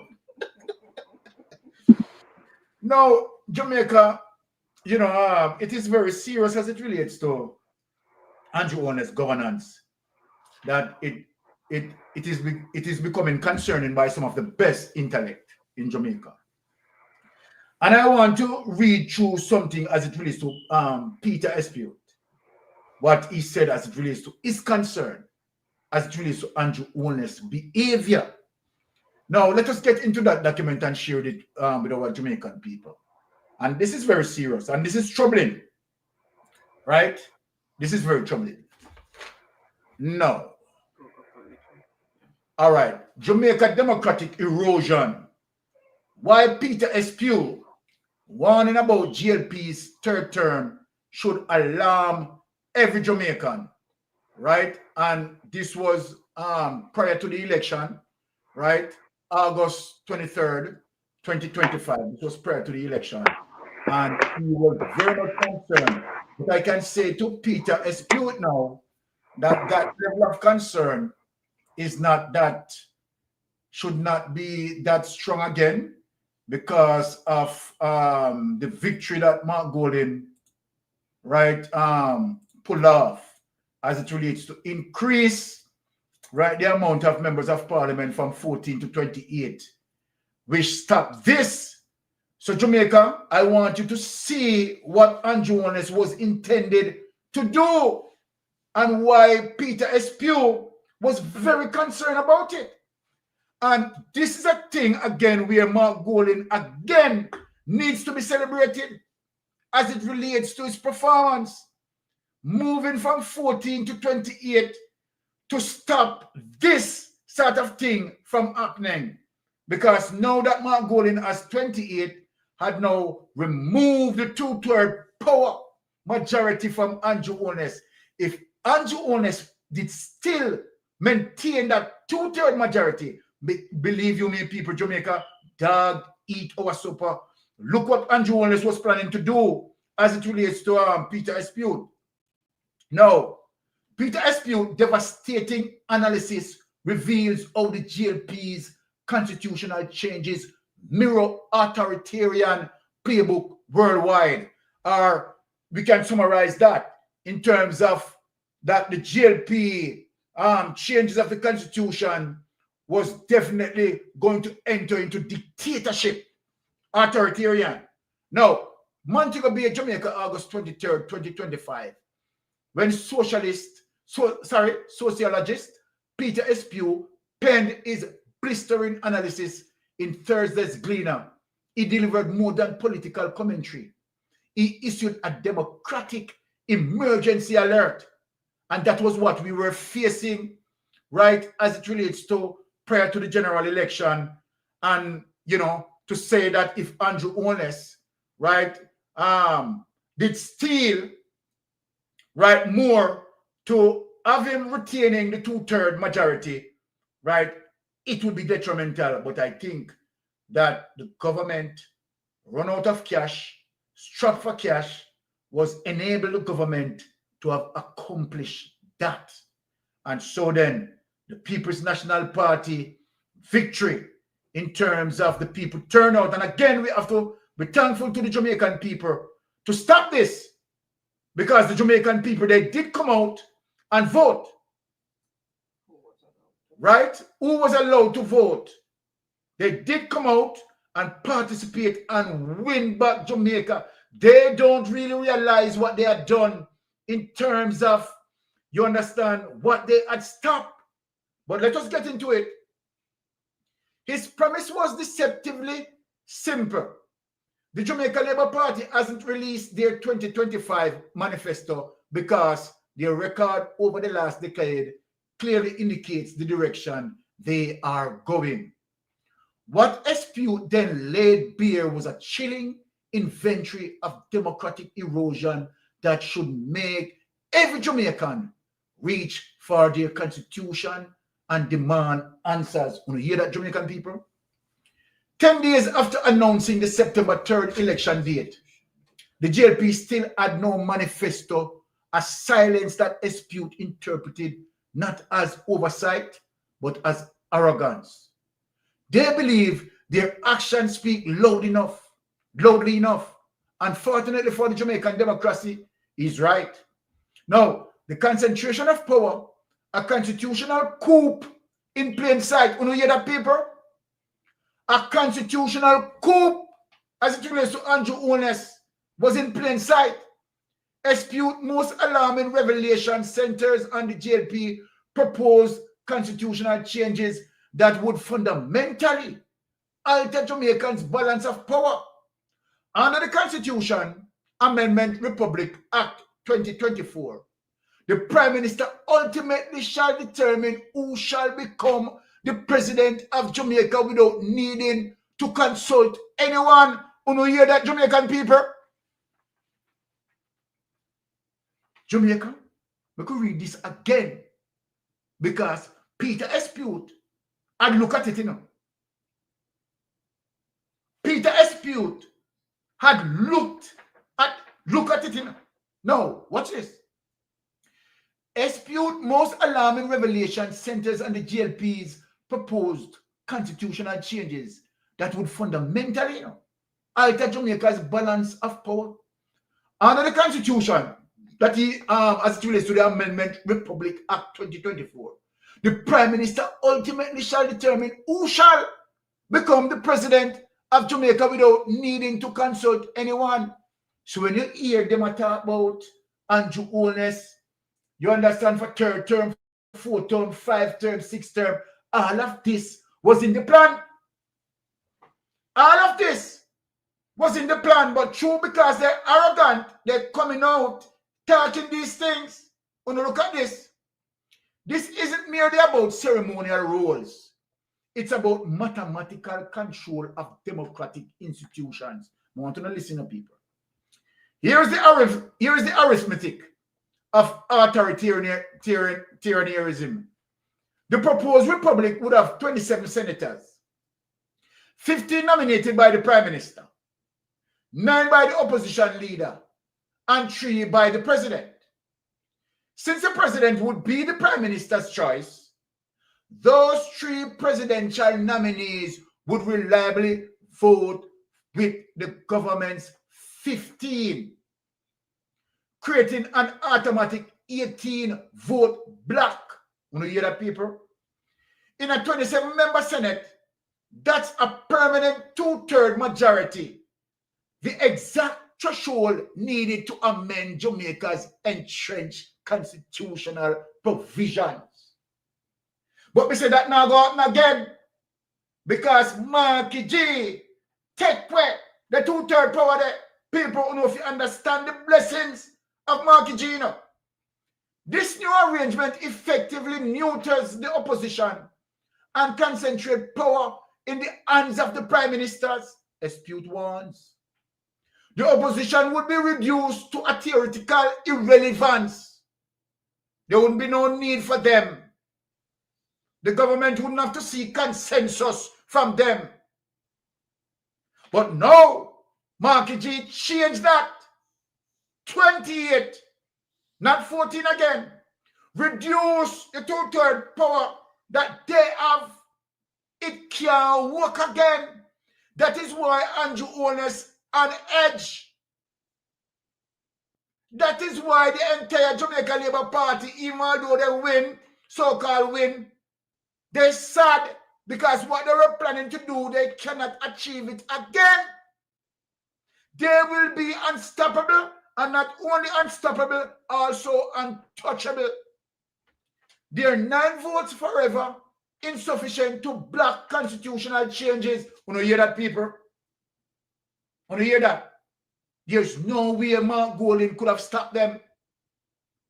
Democracy requires more than election. It demands meaningful opposition participation. The JP proposed system would eliminate that requirement forever. Take it away. I'm not even going to go further into the document. Showing Jamaica what Andrew Holness and his minions were planning for Jamaican people.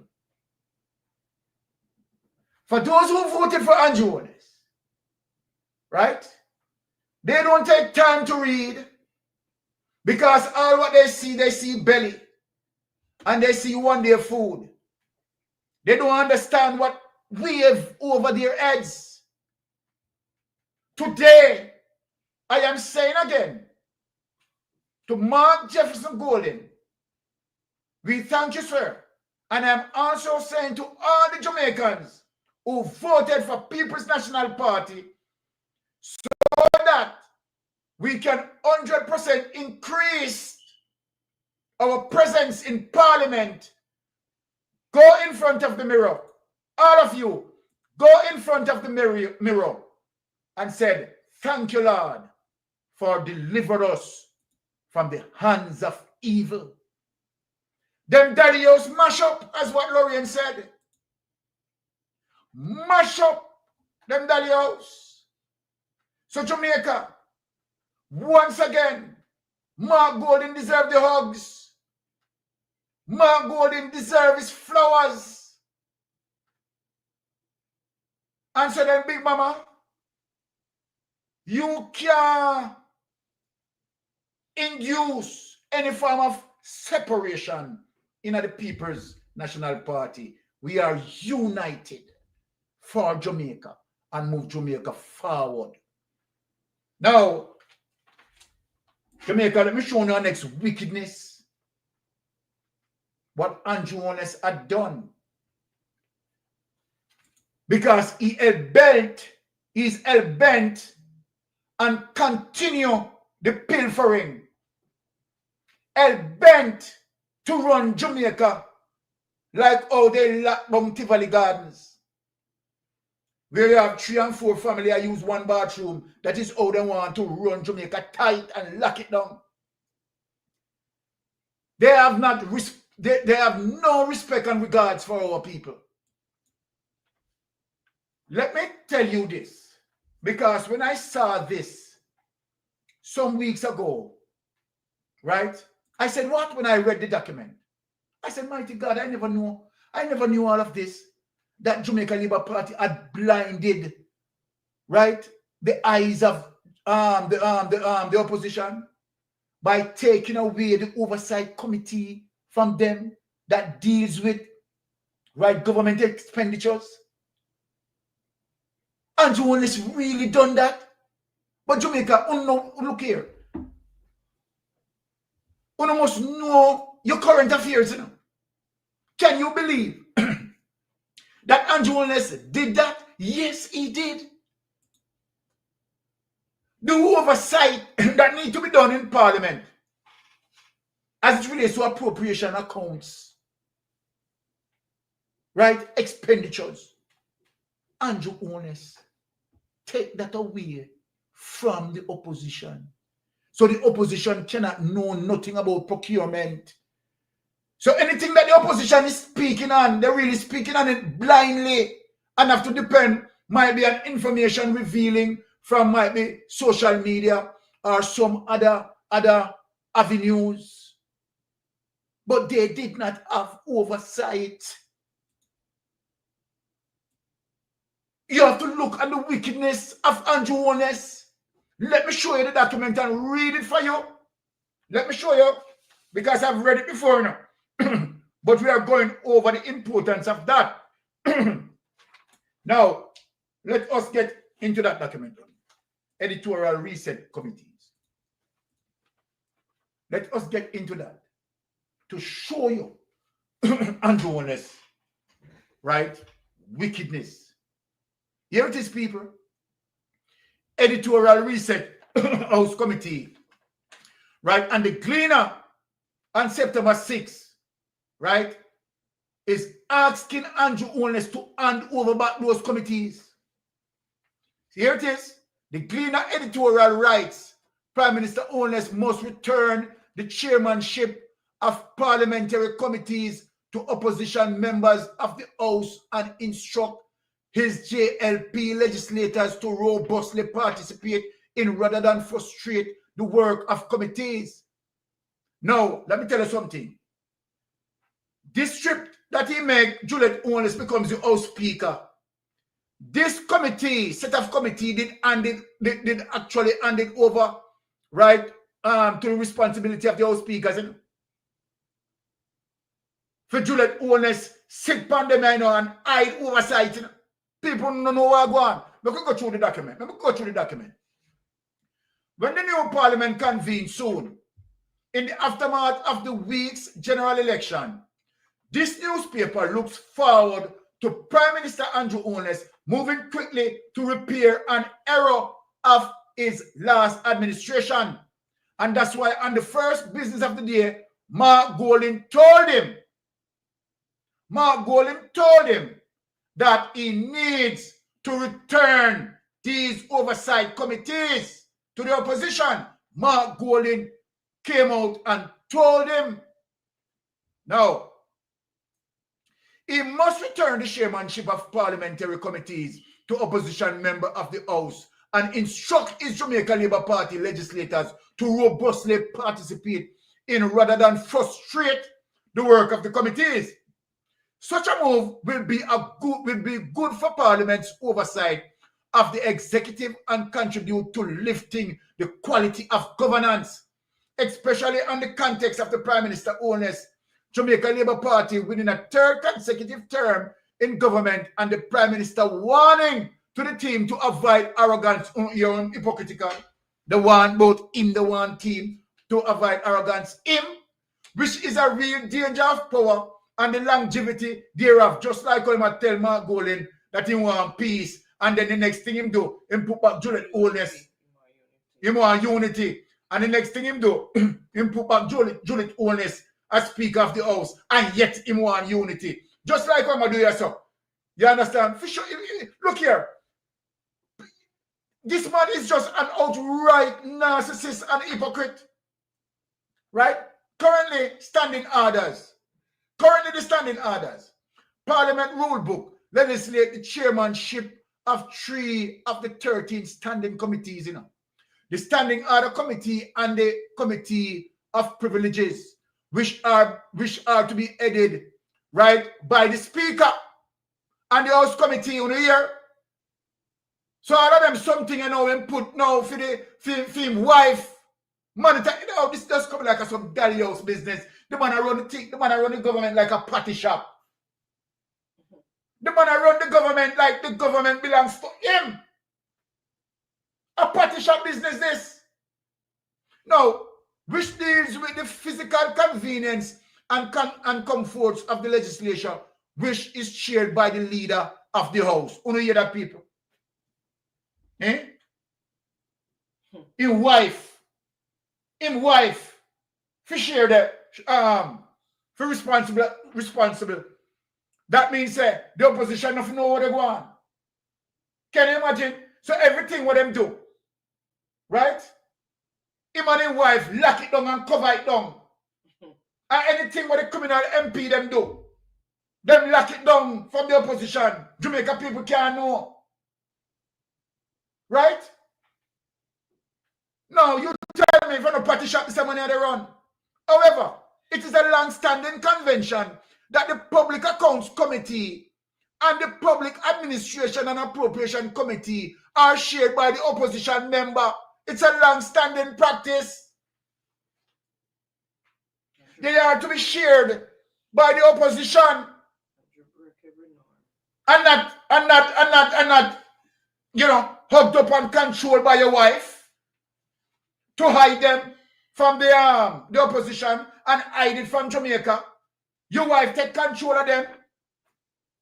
A party shop business you run. You don't run a country. A thieving business you don't run. You don't run a criminal mastermind. That is what you're running. You're running a criminal enterprise, Andrew Wallace. Right? That is what you're running. If nobody else no one tell you that, let me tell you that it's a criminal enterprise you don't run. Now, let us tell the people them what the PAC do and the PPAC do.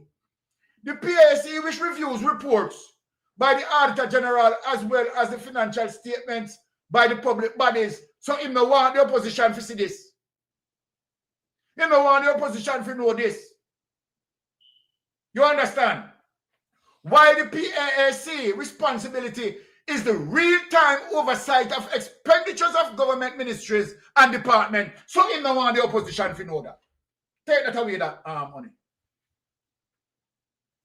Jamaica, want to see the level of criminality. Jamaica, have you seen the level of criminality with a brother here? I don't call him a prime minister now. Want to see the level of criminality with a brother here? Eh? Outright, a criminal behavior this. You don't want no oversight when you deal with procurement. The opposition doesn't know what they want. So then all the opposition is going to oppose you constructively. All the opposition is going to oppose you constructively in terms of when you are dealing with procurement. No wonder why you have this year and Savadi, but later me will deal with you. Later me I go deal with you. Right? Later me I go deal with you. Now, let me bring up Sister Pings to give us her take on this matter. Yes, Uncle Barron. You know, Peter Espio is a respected socialist. Sociologist, sorry. Sociologist, sorry, I misspoke. Right? And his concern, this article was written before the general election. Yes. So he was voicing his concern. And I think his concern reflects many of what our Jamaicans who live here and who live overseas were thinking at the time. What happened if we did not get, the PNP did not regain two-thirds of the, stop the two-thirds of the majority from them. You understand? Because they use the two-thirds against us so much from 2020, right? They use it to their advantage so much and put us like, almost like we were outside at the back door begging them to have even take a word from us or take us seriously. Know that we're 28 strong. And know that Peter Espio's concern is no longer warranted.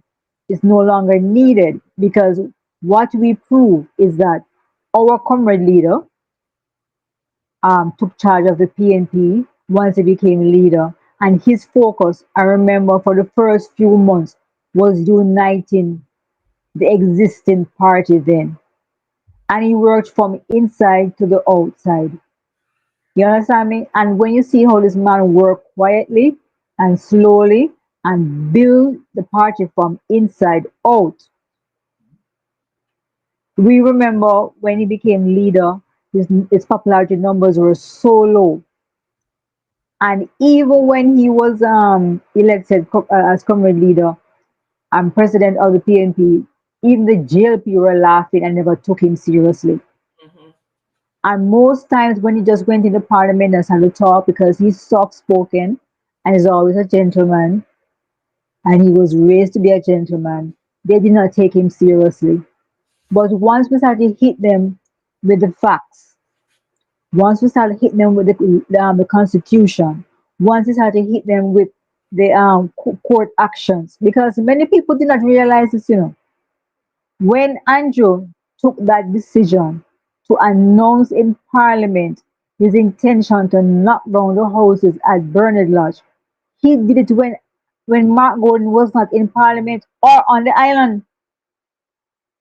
Mark Gordon was halfway across the sea to England for a trip there. when he made the announcement in Parliament because he started to fear, and that was when I realized this man and just started to realize he cannot play with Mark, and Mark is a very serious man. He's quite quiet, but he's very serious. And one of the things I respect about Mark is he reflects the same persona of my father. Mark is not vulgar. That's not him. He's quiet, respectful to you at all times. You know, diplomacy is there. You know, and when you see him, he thinks on things before he acts. He doesn't act and then think after. Unlike Andrew, he's not impulsive. And this is what you look at as quality of a leader. Apart from the fact that he's honest, a man of integrity, as we all know and come to love. And I would like to say this publicly. Comrade leader, thank you for giving me the opportunity to know a leader like you for the PNP. And I'm still happy to be a member of the People's National Party. And I will always be a comrade, and I'm always be proud that you brought us 28 seats. Honesty, we will pursue until there's a change in government. I will not give up this fight with you, Mark Golden. I will not stop fighting Andrew until Andrew is out of that parliament because and out of that office as prime minister, because Andrew is just basically a squatter. I said it already and I will say it again. Andrew is just a squatter in the prime minister's office. He is now an acting prime minister until the real prime minister, Mark Warren, takes over. And when you think of what their plan B is, when I heard the plan B that they have for Andrew while when he loses his case against Paul Buchanan, Comrade Paul Buchanan, Jamaica, I'm asking you to pray for Northwest St. James. Special prayer, fast and pray for Northwest St. James. Because I've heard the plan B that they have for Andrew. And I'm asking prayer from Peter Chambers and Mark Stewart because we need your prayers for Northwest St. James. All of Jamaica need prayer, but especially for Northwest St. James. And I'm happy that the oversight committees will be coming back to the PNP. We will demand that. It's on the request, it's on the agenda, and we, the PNP, will always observe, always think before we act, always act according to the Constitution, always respect the voice of the people, always act on behalf of the people, and we will always join forces as comrades to fight evil, this evil JLP, because we will not stop this good fight.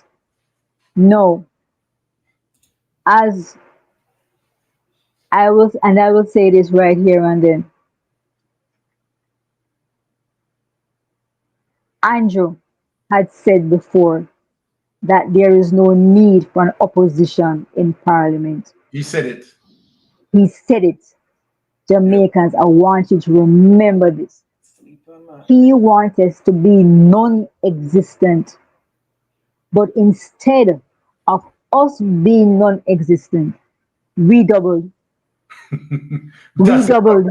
Yes. And that is what is annoying them. Yes. We are right now a nuisance. The opposition, the PNP right now, is a nuisance to the Jamaica Labour Party. Evil people do not like good. All my life living on this earth, something I've realized. Dishonest people will never like honest people.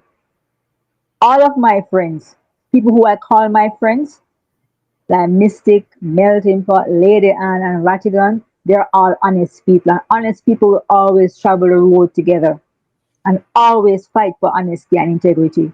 But once you find that people who are dishonest comes around us, we will eventually sieve them out. And even we in lump sum too. When you see honest people come around people like us, we would stick together and work together. But once dishonest people come around us, they will never like us.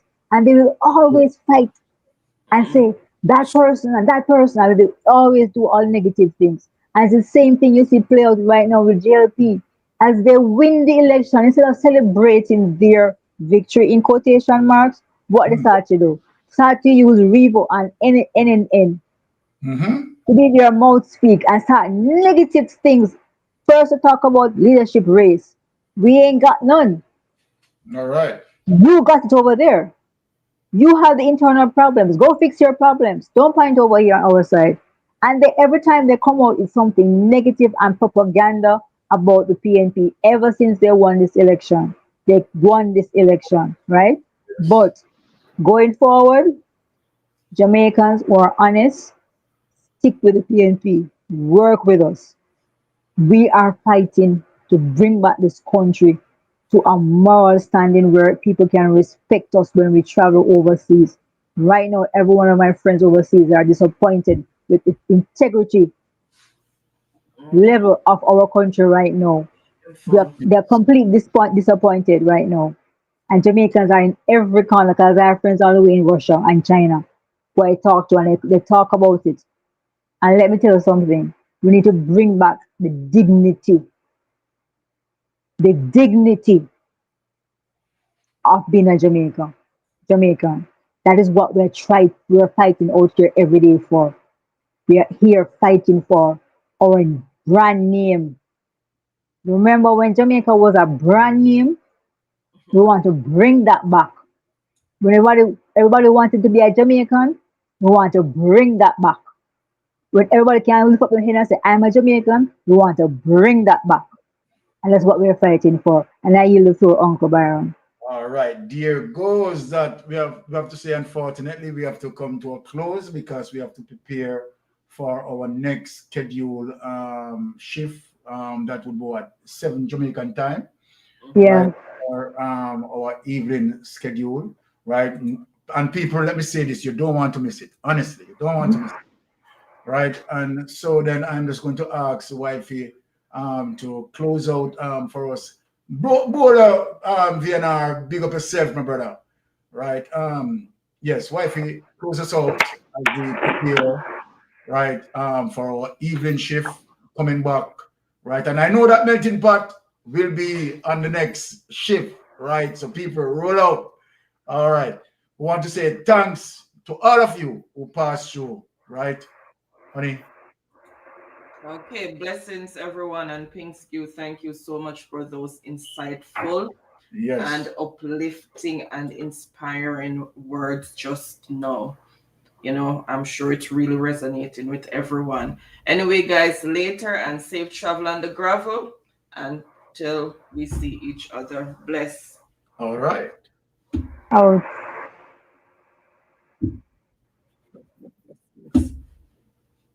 There's a mouse over that side. I know why you come to me with that foolishness, you know. You elect a prime minister, and is a prime minister run the country. It is time we learn to hold our leaders accountable for their actions and stop making excuses for them. Stop making excuses. Otherwise, go elect the people who really run in the country. And I don't want to right start that stupid argument. Hold the people you elect accountable and stop making excuses for them.